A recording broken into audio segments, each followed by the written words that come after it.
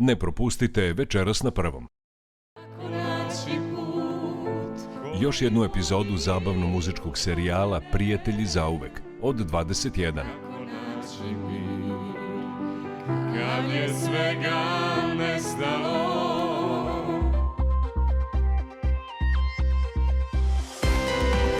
Najnovije vesti u Vojvođanskom dnevniku od 22.